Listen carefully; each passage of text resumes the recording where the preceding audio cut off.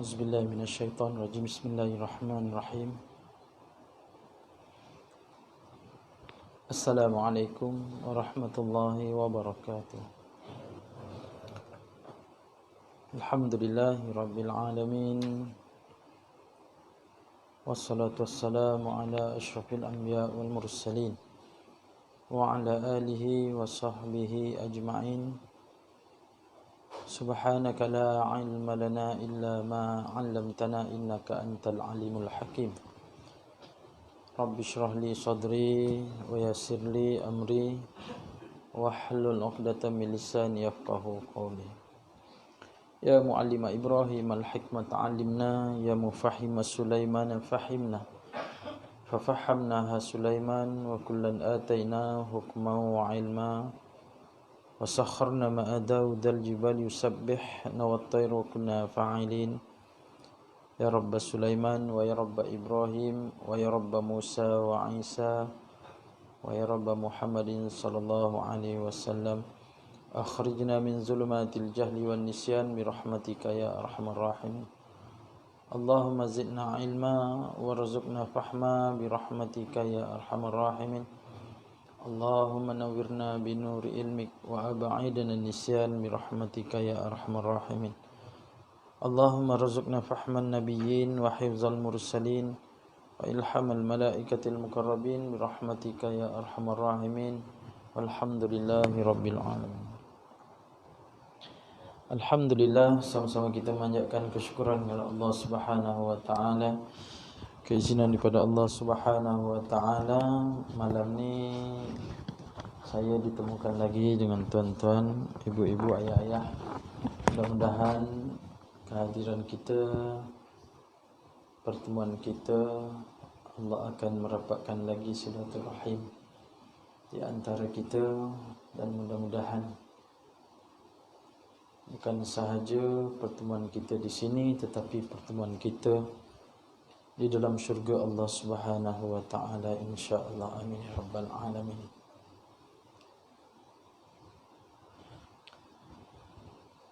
Terlebih dahulu saya memohon ampun, maaflah pada ibu-ibu, ayah-ayah pada malam ni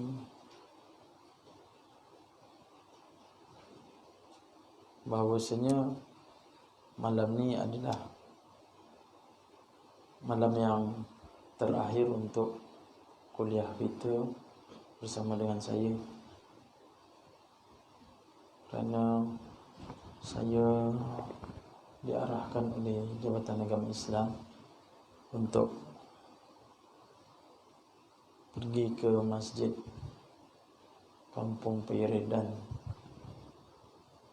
mengikuti kelas takmir. Sebelum ni kelas takmir saya pada waktu petang hari Khamis bersama dengan kaum ibu hampir 20 tahun lebih. Jadi selepas membuat rombakan, kelas kaum ibu tersebut diserahkan kepada guru takmir yang lain, kemungkinan besar daripada golongan ustazah.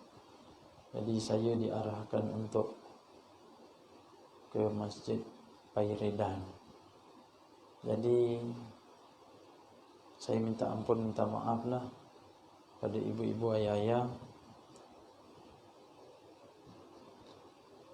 Ruang waktu yang ada pada saya hanya malam ni, Ahad malam Isnin. Jadi saya dah telefon Tuan Haji Ahmad bagi tahu ini malam terakhir untuk penutup dan saya akan hadir.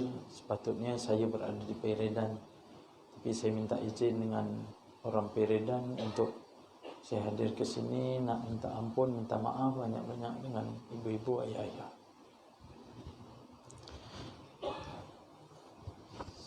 Saya tahu saya banyak dosa, saya banyak silap dengan ibu-ibu, ayah-ayah, dengan tutur kata saya. Mungkin ada yang tak senang, tapi percayalah ini ketentuan daripada Allah Subhanahu wa taala. Bukan kelas ini yang terakhir dan kita akan putus hubungan. Namun demikian hubungan kita tetap terjalin dengan rasa kasih sayang sama kita, insya-Allah. Petang tadi saya telefon Imam dua, Ustaz Zaidi kata minta ruang, kalau boleh satu malam ke sini juga. Tapi saya tak tahu nak ke mana saya nak pergi cari ruang tu. Malam minta tolong, ada satu masjid,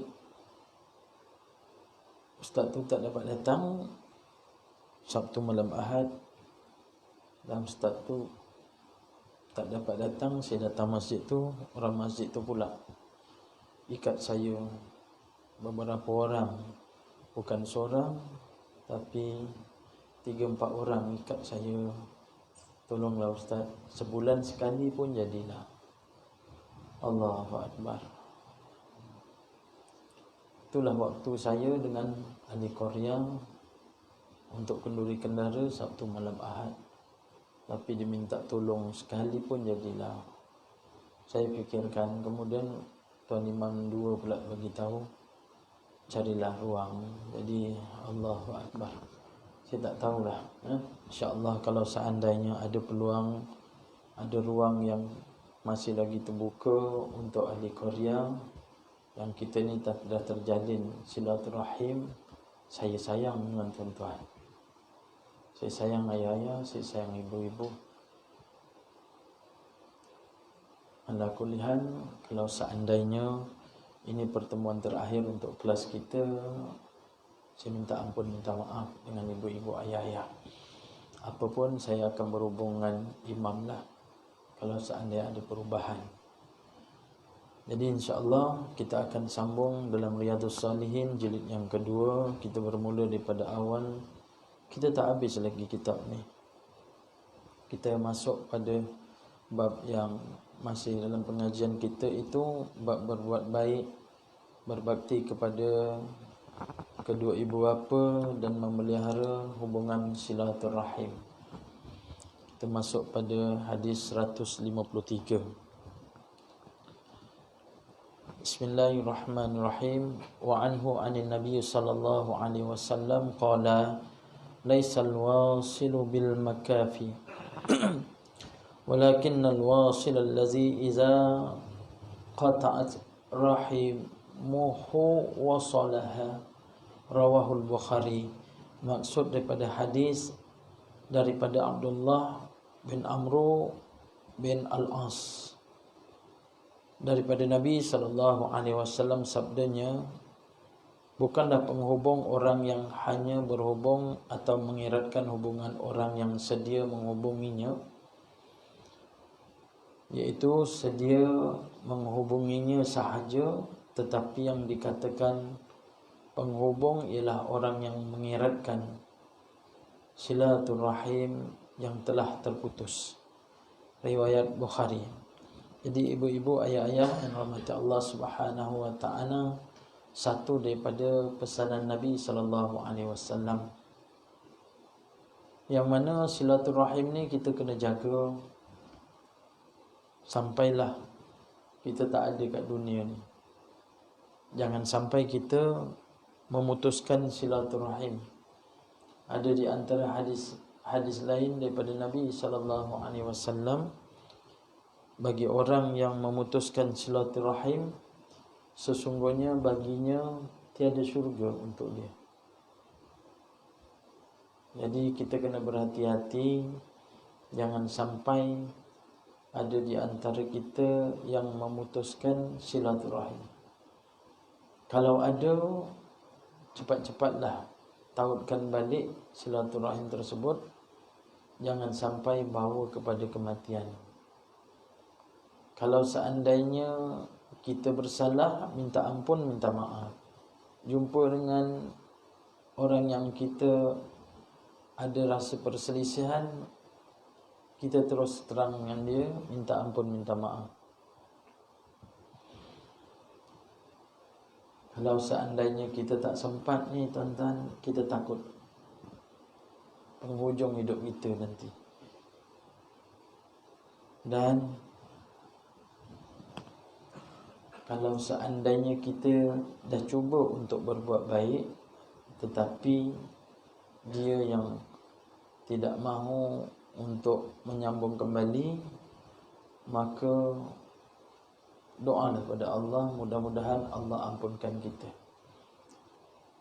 Tetapi bagi mereka yang belajar dengan tasawuf, kalau ada perkara berlaku kat kita sedemikian, dengan keadaan masalah dan satu masalah datang, sesungguhnya kita ni kena minta banyak ampun kepada Allah Subhanahu Wa Taala. Percayalah, sesungguhnya masalah-masalah yang datang kepada kita terkadang adalah daripada perilaku dosa kita terhadap Allah Subhanahu Wa Taala. Kena sedar bahawa kita ni banyak dosa. Sebab itulah diajarkan oleh Rasulullah sallallahu alaihi wasallam, setiap hari kita kena minta ampun kepada Allah Subhanahu Wa Taala. Sedangkan Nabi sallallahu alaihi wasallam minta ampun satu hari, hadis sahih mengatakan 100 kali seorang hamba Allah yang dijamin masuk syurga dan adalah maksum kekasih Allah. 100 kali satu hari, apatah lagi kita yang bukan maksum, bukan dikatakan bahawa kekasih Allah Subhanahu Wa Taala, kita hendaklah minta ampun sebanyak 10 kali ganda ataupun 15 kali ganda daripada perilaku Rasulullah sallallahu alaihi wasallam. Minta ampun di antara orang yang telah membuatnya tapi tidak terkabul. Kalau sekiranya tidak terkabul, ibu-ibu, ayah-ayah, kita kena muhasabah balik pada diri kita. Pernah berlaku suatu perkara, satu peristiwa, ada hamba Allah. Kisah ini diceritakan oleh Ustaz Dr. Hazizah Hasan. Sewaktu dia mengerjakan umrah, seorang hamba Allah yang dikisahkan di Saudi, dia adalah orang daripada Syria. Daripada Syria yang negaranya bergolak, dan dia telah pergi ke Saudi membawa isteri dan anak dia yang kecil. Seorang muda yang baru berkahwin dengan membawa seorang isteri dan anak, dan mempunyai kemahiran dalam engineering petroleum, iaitu dia jurutera dalam petroleum. Dan disinggah pada satu kuliah dengan masyayikh, dengan syekh, dan didengar dalam kuliah tersebut syekh berkata, kalau sekiranya kita ingin sesuatu, maka kita hendaklah banyak-banyak istighfar kepada Allah SWT. Kalau kita ini ada perselisihan dengan saudara mara kita, kita ada perselisihan dengan sahabat sehingga kita tak bertegur siapa, maka kita kena banyak-banyak istighfar pada Allah Ta'ala. Rupa-rupanya bukan itu saja, ibu-ibu, ayah-ayah, apa saja yang kita kehendaki, maka daripada hajat kita, terlebih dahulu kena istighfar banyak-banyak. Dan hamba Allah ni dia dengar masyayikh itu berkata, dan dia pegang sungguh dengan ilmu yang diajar. Lalu dia pulang, dia bercakap dengan isteri dia. Dia kata, abang yang baru balik jumpa masyayikh, mendengar kuliah dia, kita serah pada Allah Ta'ala, kita mohon berdagang daripada Syria sampai ke Saudi ini, kiranya ada pekerjaan untuk abang, maka Alhamdulillah. Tapi sampai sekarang tak ada, maka kita kena istighfar. Jadi kita cubalah istighfar. Mudah-mudahan Allah Ta'ala bagikan jalan untuk keluar. Tuan-tuan, bila diistighfar sebanyak 10 kali ganda yang Nabi SAW buat. Dia bersama dengan isteri dia beristighfar 1,000 kali selama seminggu. Bila mana dia beristighfar 1,000 kali, tuan-tuan, cukup seminggu, dia pergi kuliah dengan masyayikh tu dan dapatlah ruang bagi dia untuk bertemu dengan masyayikh. Dan dia berkata dengan masyayikh, sesungguhnya saya ni mengikuti kuliah tuan, dan saya pegang dengan kuliah.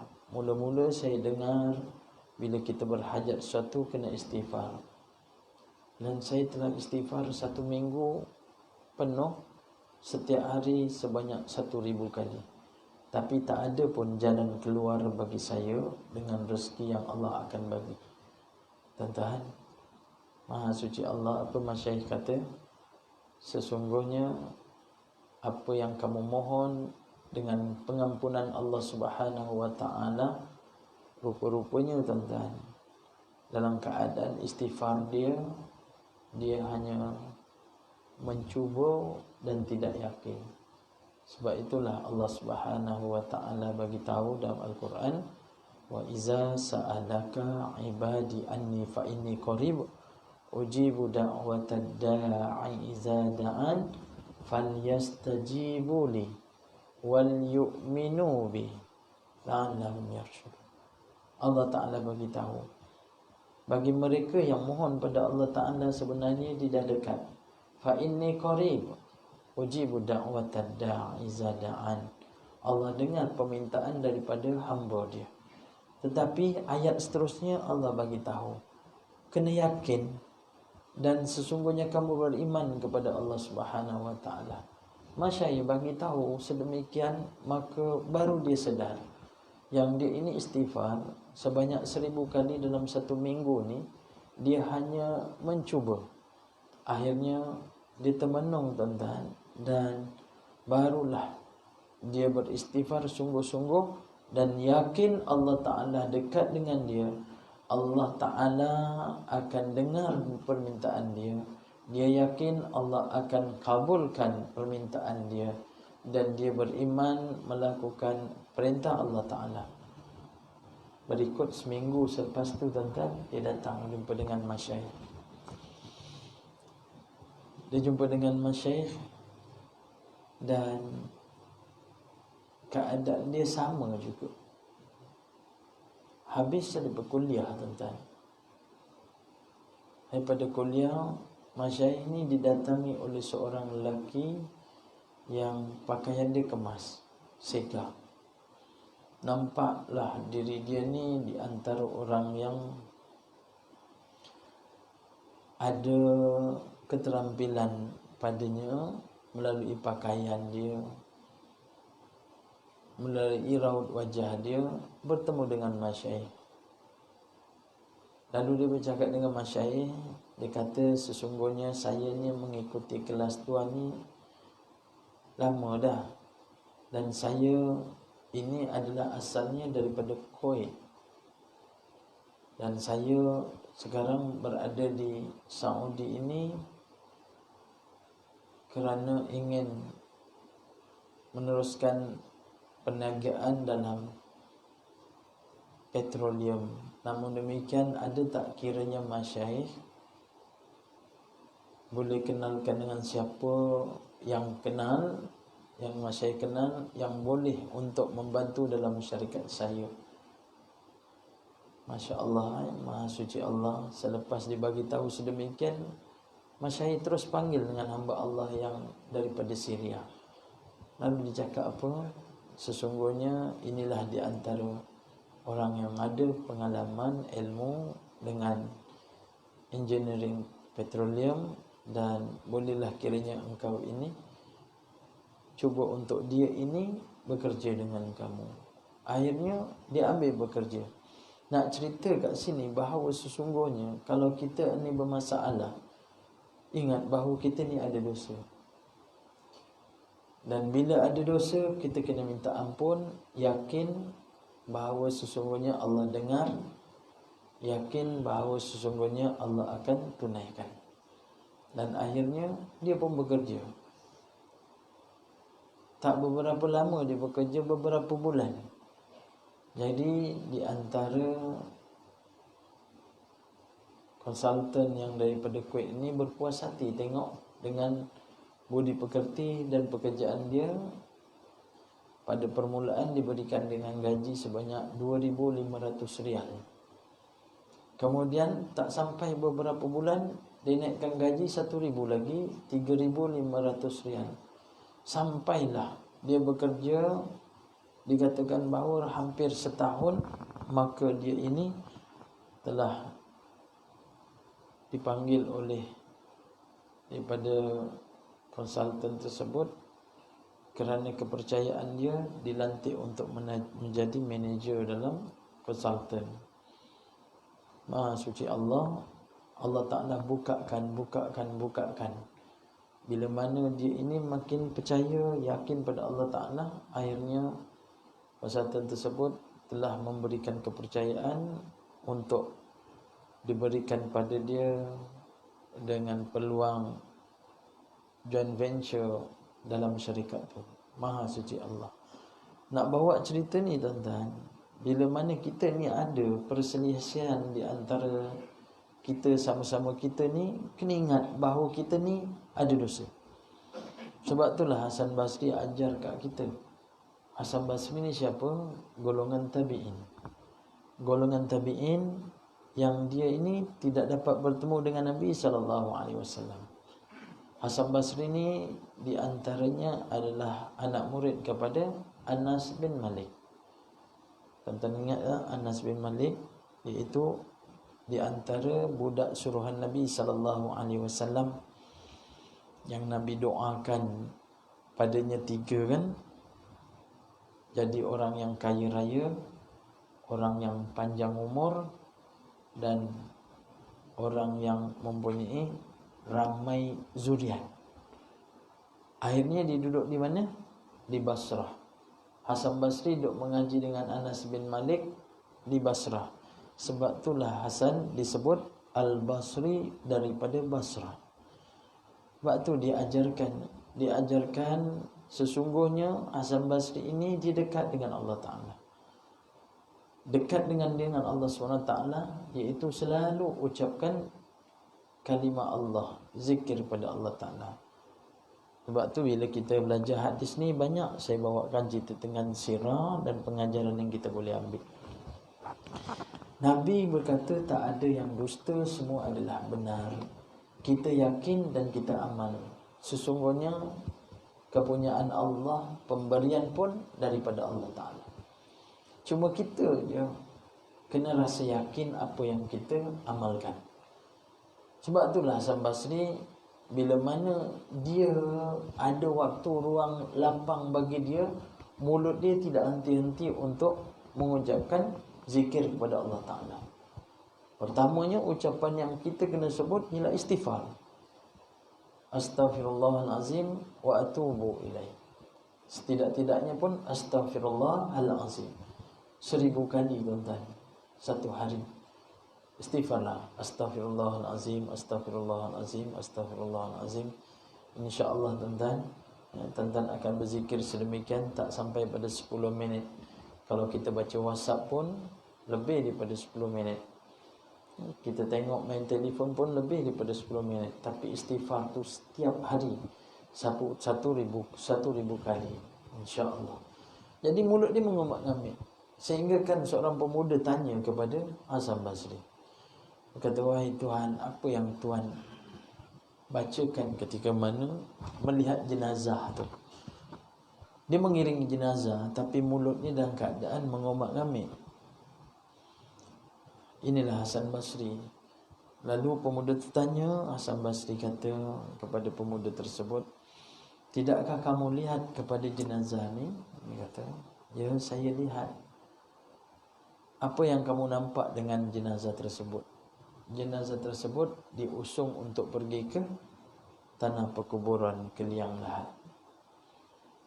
Aku bertanya kepada engkau. Ini satu daripada pengajaran Hasan Basri. Aku tanya kepada engkau, sesungguhnya mayat yang diusung itu kiranya Allah Ta'ala hidupkan kembali, bagi kamu, fikiran kamu, apakah jenazah ini akan lakukan bila nyawanya dikembalikan waktu kat dunia ni? Maksudnya, seandainya jenazah ni dah mati tapi Allah hidupkan balik, dia hidup. Rasa-rasa kamu, wahai pemuda, apa yang dilakukan oleh jenazah ni? Maka pemuda itu mengatakan bahawa sesungguhnya jenazah ini kalau dihidupkan kembali, dia akan melakukan amal-amal kebaikan. Kenapa dia melakukan amal-amal kebaikan? Kerana dia tahu bagi dia ini ada satu kehidupan yang akan datang. Hasan Basri ajarkan pada pemuda tersebut sebenarnya untuk kita. Dia kata, sebab itulah bila melihat jenazah, maka anggaplah bahawa jenazah tersebut adalah diri kamu yang diusung. Maka kamu tidak boleh tunggulah untuk ingat kepada Allah Subhanahu wa taala. Jadi ibu-ibu, ayah-ayah rahmat Allah Taala, di antara pengajaran yang diajarkan oleh Hasan Basri ini, sentiasa ingat Allah Subhanahu wa taala. Jadi salah satu daripada silaturahim, kalau seandainya ada di antara yang terputus, maka minta ampun pada Allah Subhanahu wa taala selalu. Minta ampun. Cerita ni tuan-tuan, di antara pengajaran yang dibawa ni, orang yang beristighfar, 3 yang Allah tak lepaskan bagi dia. Yang pertama, orang yang dalam keadaan beristighfar, Allah akan berikan kepada dia, iaitu menghilangkan rasa kegelisahan. Itu yang pertama. Allah akan hilangkan kegelisahan. Dan yang kedua, orang yang selalu istighfar kepada Allah Subhanahu wa taala, Allah akan berikan kepada dia dengan ketenangan. Itu yang kedua. Allah akan berikan dengan ketenangan. Dan yang ketiga, orang yang selalu istighfar, maka sesungguhnya Allah akan berikan bagi dia dengan rezeki yang tidak disangka-sangka. Sebab itulah di antara pengajaran tu, ambil balik cerita tersebut, sesungguhnya benarlah apa yang dikatakan oleh Nabi SAW dengan pengampunan kita kepada Allah Subhanahu wa taala. Ala kulli hal, bagi kita jelah sama ada nak buat ataupun tidak. Sebab itulah apa yang diajar oleh Nabi SAW mampu kita buat sebaik mungkin bagi kita. Hatta walaupun dikatakan bahawa kita jangan bangkit selepas daripada salam selagi mana kita tidak membaca dengan ayatul kursi. Orang yang amalkan ayatul kursi selepas daripada solat, bagi dia adalah syurga. Bermaksud kita ni hidup mengamalkan dengan ayatul kursi selepas solat, balasan dia adalah syurga. Tetapi dia terhalang dengan satu perkara. Apa yang halang atas dia? Ialah mati. Itu je. Bermaksud orang yang amalkan ayatul kursi masuk dalam syurga. Tapi kenapa dia tak dapat masuk syurga? Sebab dia dihalang, iaitu belum menemui kematian. Siapa yang bagi tahu? Nabi bagi tahu amalkan dengan ayatul kursi. Sebab itulah kita ambil daripada pengajaran Nabi SAW, buat. Dulu saya bagi tahu apa yang Allahyarham Tuan Guru Harun bagi tahu, baca ayatul kursi 9 kali wakaf kan. Rupa-rupanya di antara di sebaliknya tuan-tuan, banyak lagi yang diajarkan dengan ayatul kursi. Kalau tengok Tuan Guru Lobok Tapah bagi tahu, kalau sekiranya kita amalkan dengan ayatul kursi tuan-tuan, baca dengan 9 kali wakaf, bermaksud dengan 9 kali nafas jugalah. Allahu la ilaha illa huwal hayyul qayyum. Kita tarik nafas lain, la ta'khuzuhu sinatun wala naum. Kita tarik nafas lagi sampailah wala ya'uduhu hifzuhuma. Kita tarik nafas lagi, wa huwal aliyyul azim. Maka disuruh kita ni tuan-tuan sedut daripada udara yang luar ni tuan-tuan menggunakan mulut kita. Bermaksud kita sedut biasanya dengan hidung, tapi dia sedut dengan mulut. Bagaimana dengan mulut? Sama ada kita buka ataupun kita tutup. Kalau tutup ni tuan-tuan, dengan gigi kita tertutup, kita boleh sedut. Sedutlah. Sedut. Dan tuan-tuan telan air liur yang ada dalam mulut tuan-tuan. Mohon pada Allah Subhanahu Wa Taala, mudah-mudahan Allah Subhanahu Wa Taala jadikan penawar dan dijauhkan daripada segala penyakit. InsyaAllah. Tuan Guru bagi tahu, kiranya tuan-tuan berbuat demikian akan sebatilah dalam diri tuan-tuan dengan ayatul kursi. Dan kalau seandainya tuan-tuan ada orang minta tolong untuk merawat tuan-tuan, setidak-tidaknya dengan bacaan air ni tuan-tuan, ataupun orang dalam keadaan tak sedar, tuan-tuan datang je. Bila darah tuan-tuan adanya ayatul kursi, maka kalau ada gangguan pada dia, dia akan lari. Tak ada pun dia akan dua je lah yang lari. Sama ada yang sakit benda dalam tu akan lari, ataupun tuan-tuan akan lari. Itu dua je lah yang diajarkan oleh Tuan Guru, macam tu lah. Itu diajarkan bagi kita. Sebab itulah kita kena ingat balik apa yang kita belajar, cuba kita amalkan.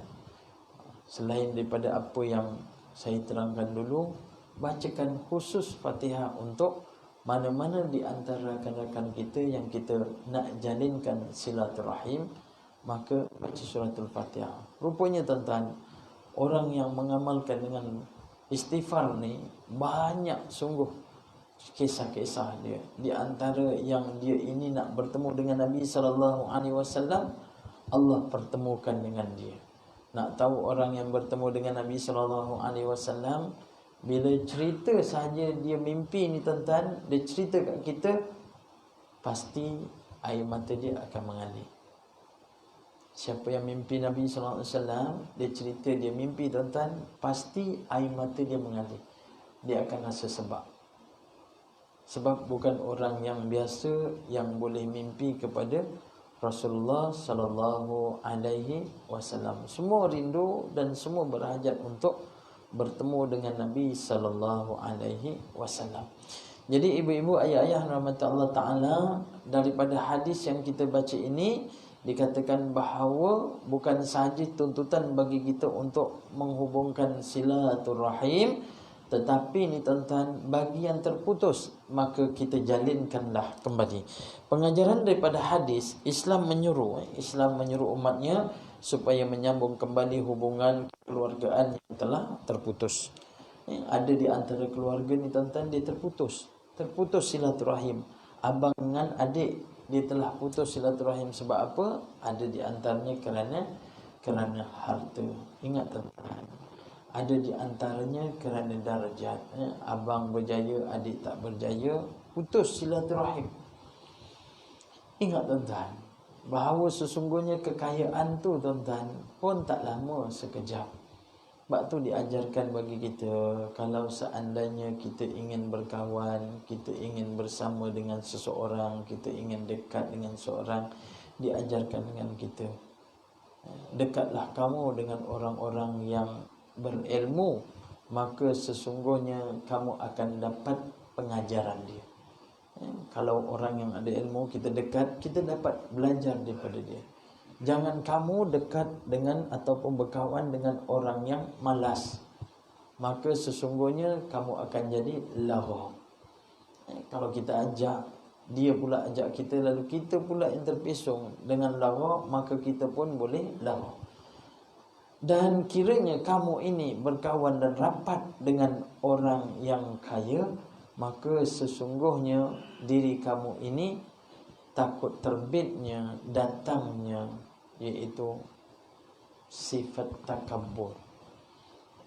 Kalau seandainya kamu dekat dan rapat dengan orang yang kaya, yang bangga diri, kamu rapat, sedangkan dia ini jauh daripada Allah Ta'ala, maka kamu akan datang dengan sifat takabur. Maka kawanlah kamu dengan orang-orang yang miskin, sesungguhnya akan lahir bagi kamu dengan sifat qanaah. Apa sifat qanaah? Sifat qanaah ialah sifat memadai apa yang ada pada diri kita.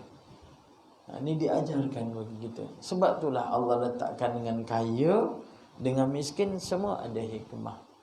Ada satu kisah. Kisah ini diceritakan bagaimana seorang raja yang hidup mentadbir negara dalam keadaan aman.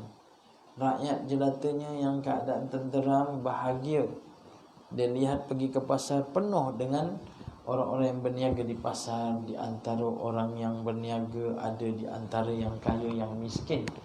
Namun demikian raja tersebut satu ketika diberitahu kepada menteri bahawasanya saya ingin keluar berburu. Dia nak pergi keluar berburu meninggalkan pemerintahan dia.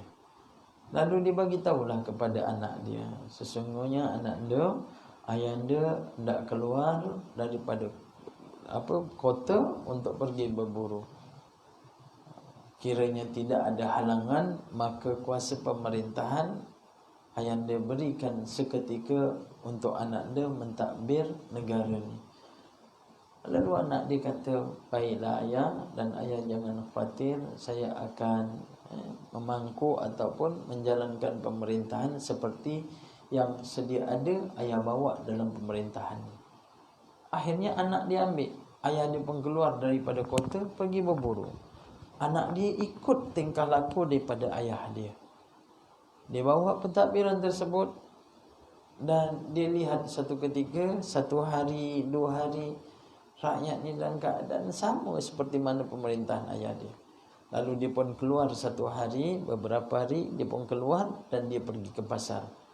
Dia terkejut yang selama ni dia duduk dalam istana, dia tak tengok orang kat luar seperti mana ayah dia. Lalu bila dia tengok kat luar, dia tengok ramai di antara rakyat dia ada yang susah, yang sedang berniaga dalam keadaan ada yang hidup miskin. Lalu terdetik pada diri dia. Dia kata, bagaimana keadaan negara ayahandaku ini ada di antara orang yang miskin. Aku tak suka dengan keadaan orang yang ada dalam negara aku ini, orang yang miskin. Biarlah dia hidup semua dalam keadaan senang lenang.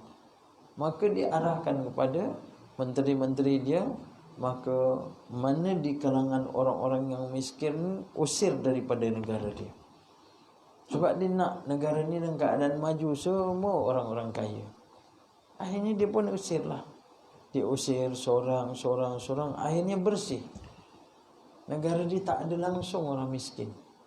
Semua kaya. Macam tuan-tuan datang ke masjid ni, semua bawa kereta Mercedes, BMW. Semua orang kaya-kaya lah. Tapi yang sedangkan yang datang ni ada yang jalan kaki, ada yang naik motor. Ada motor lama, ada motor baru. Sebab Allah Ta'ala letakkan pelbagai. Akhirnya itulah, bila dia tengok sedemikian, dia rasa suka. Sebab rakyat dia semua dah jadi orang yang kaya raya. Rupanya tuan-tuan, Allah janjikan di antara hikmah di sebalik dia tak tahu rupanya. Bila mana raja minta kepada menteri-menteri, dia kata, better nak supaya di antara yang tukang masak pada istana ni, masaklah yang sedap-sedap bagi untuk better di istana. Akhirnya dia pun, tukang masak ni pun pergilah ke pasar. Tapi dia pergi pasar tuan-tuan, dia cari untuk jadikan hidangan pada raja ni tuan-tuan. Dia nak cari sayur tuan-tuan, tak jumpa sayur yang cantik-cantik. Mana sayur yang cantik-cantik? Tak ada orang jual. Lalu dia cari ikan. Ikan tak ada ikan yang baru-baru. Semua ikan yang dah merah mata dia, dah lusuh dah. Akhirnya tukang masak tu beli juga. Beli dan dia pun bawa masuk ke istana dan dia masak. Bila dimasak, raja rasa kenapa dalam keadaan macam ni? Sayur yang kamu bawa ni habis dah layu lotek. Layu lotek tahu? Layu dah sampai kuning-kuning sayur ni. Mana sayur yang segar-segar? Dia kata, maaf tuanku, kerana sepanjang saya pergi ke pasar, saya mencari sayur yang segar, tak ada. Bagaimana boleh tak ada? Sedangkan semua kan rakyat kami naik betul yang keadaan semua yang senang-senang, takkan tak ada sayur yang cantik-cantik. Dia kata, sesungguhnya sayur yang cantik-cantik ini telah ditanam oleh di kalangan orang-orang yang kais pagi makan pagi, kais petang makan petang, di kalangan orang-orang miskin. Sedangkan orang-orang miskin itu juga yang pergi menangkap ikan, pergi ke laut menjadi nelayan. Dan saya dapati inilah ikan di antara entah berapa lama punya ikan dah. Mata dah merah dah lusuk. Ini yang saya boleh bawa tunjukkan bagi kepada tuanku. Barulah dia sedar, tuan-tuan. Allah letakkan di antara ada miskin, ada kaya, ada hikmah di sebaliknya. Dalam keluarga kita, tuan-tuan, ada di antara yang putus sebab apa? Sebab di antara dua darjat lah. Abang berjaya, adik tak berjaya, lalu dia pulang. Ada di antara, tuan-tuan, ibarat seperti mana kelapa dalam satu tandan ada yang komeng. Tapi ingat, itu semua adalah zuriat daripada keluarga kita. Kita tak tahu yang komeng itulah yang akan jaga dia ketika mana dia tua. Sebab itulah silaturahim dalam keluarga, cubalah tautkan sama-sama. Tautkan sama-sama, ikat betul-betul sampailah ke akhir hayat kita. Dalam pengajaran yang kedua, penghubung yang sebenarnya ialah orang yang berjaya mengeratkan kembali silaturahim yang telah terputus. Ni di antara ni, tuan-tuan. Kalau tuan-tuan dapat sambungkan silaturahim di antara sama-sama kita ni, tuan-tuan, pahalanya cukup besar sangat. Besar sangat. Dulu kita dah belajar kan, bahawa sesungguhnya ada sesuatu yang kita boleh berbohong. Ingat tak? Kita ni boleh tak kita berbohong? Tak boleh. Tapi ada satu hadis Nabi SAW di mana kita ini boleh jadi orang yang pembohong. Bohong ni nama dia, tuan-tuan, bukan bohong sunat. Walaupun ada orang kita kata itu adalah bohong sunat. Bohong tak ada yang sunat, tuan-tuan. Bohong tak ada yang sunat. Cuma diharuskan bagi kita untuk berbohong pada 3 waktu. Yang pertama, iaitu ketika mana ada perselisihan ataupun pergaduhan di antara dua pihak. Maka kita boleh berbohong di antara keduanya ini kerana nak menyatukan perselisihan tersebut. Yang kedua, kita boleh berbohong di antara suami isteri, kiranya untuk mengeratkan juga tali kasih sayang di antara suami dengan isteri. Maka kita boleh berbohong. Kalau isteri tanya, cantik tak saya hari ni bang? Cantik. Walaupun bedak dia setumpuk kat dahi, setumpuk kat dagu, cantik tak? Cantik. Kita kena kata cantik. Tapi ada satu sikit lah, kata ada hitam kat muka ni, kenapa? Cuba tengok cermin. Rupanya tengok tak ada hitam, rupanya ada tumpukan daripada bedak-bedak tu. Tadi abang kata cantik. Yalah, takut kecil hati kan? Tapi awak memang cantik kalau betulkan awak punya bedak. Subhanallah. Sedangkan dalam keadaan tak senonoh mukanya, tapi kita berbohong, kita kata bahawa cantik. Sama juga kita masak ke, kalau isteri terlupa nak letak garam, sedap tak? Sedap. Waktu bila sedap? Bila masa dalam keadaan kita dah tua ni pun kata sedap.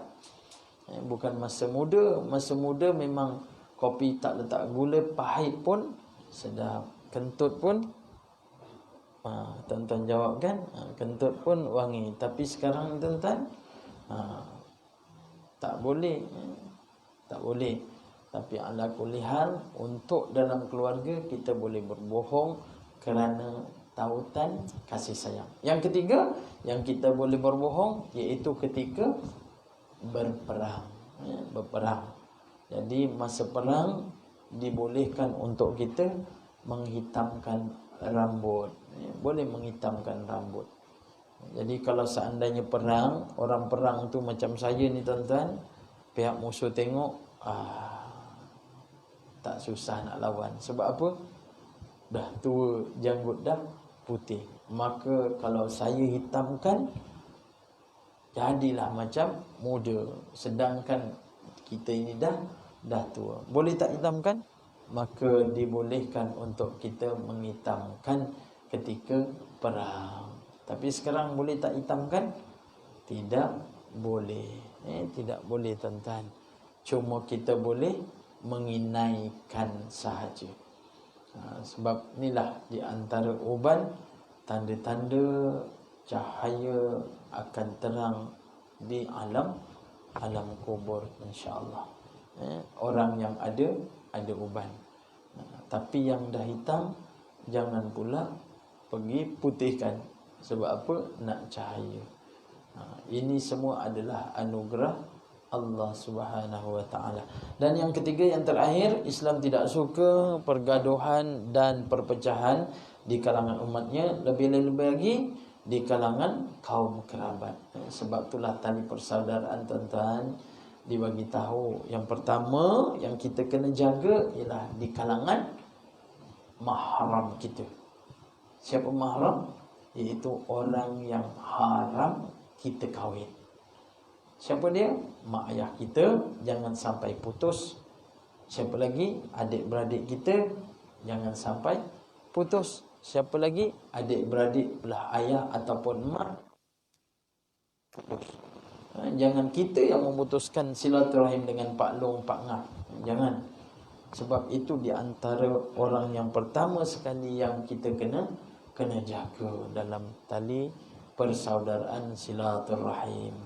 Jadi ibu-ibu, ayah-ayah rahmat Allah Subhanahu wa taala, hari ini tamatlah kita punya pengajian kita sampai kepada hadis 153. Seperti mana yang saya beritahu pada ibu-ibu, ayah-ayah, hari ini saya tutuplah kelas saya. InsyaAllah kalau seandainya panjang umur, ada ruang waktu yang saya boleh hadir, saya akan cuba untuk hadir. Tapi kalau seandainya tak ada tuan-tuan, saya akan maklumkan jugalah pada imam.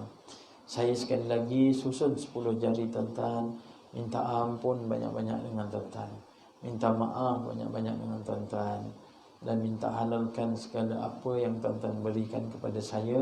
Bagi saya halalkan segala ilmu yang saya berikan kepada tuan-tuan. Mudah-mudahan menjadi manfaat pada tuan-tuan, bukan saja pada tuan-tuan tetapi pada adik keluarga tuan-tuan, pada suami, isteri, anak-anak. Akhirnya tuan-tuan sambungkan ilmu tersebut padanya. Jadi mana di antara jemaah kita yang tak hadir, yang kita biasa nampak, sampaikanlah salam saya pada mereka dengan lafaz Assalamualaikum warahmatullahi wabarakatuh. Dan mudah-mudahan pertemuan kita bukan setakat ini saja, tapi ada masa dan ruang kita akan jumpa lagi, akan datang. Dan saya sudahi dengan kalimah doakan kesihatan saya doakan kesihatan tuan-tuan. Mudah-mudahan Allah beri kesihatan kita bersama, kewaafiatan, Allah teguhkan dengan keimanan kita, dan Allah Subhanahu wa taala tautkan dengan kasih sayang. Dan mudah-mudahan suatu ketika nanti kita akan bertemu dalam syurga Allah Subhanahu wa taala. Aqulu qouli hadza astaghfirullah li wa lakum. Subhanakallahumma wa bihamdika asyhadu an la ilaha illa anta astaghfiruka wa atubu ilaik. Bismillahirrahmanirrahim. Wal 'asri innal insana lafi khusr illa alladzina amanu wa 'amilus shalihat wa tawassaw bil haqq wa tawassaw bis sabr. Bismillahirrahmanirrahim. Alhamdulillahirabbil alamin, wassalatu wassalamu ala asyrafil anbiya wal mursalin wa ala alihi wa sahbihi ajma'in. Allahumma ja'al jam'ana hadza jam'an marhuma wa tafarruqana min ba'di tafarruqan ma'suma. Allahumma afina min kulli bala'i dunya wa azabil akhirah wa syarrid dunya wa syarril akhirah wa ghafarallahu lana wa lakum ya karim birahmatika ya arhamar rahimin. Wa sallallahu ala sayyidina Muhammad wa ala alihi wa sahbihi wasallam. Walhamdulillahi rabbil alamin. Assalamualaikum warahmatullahi wabarakatuh.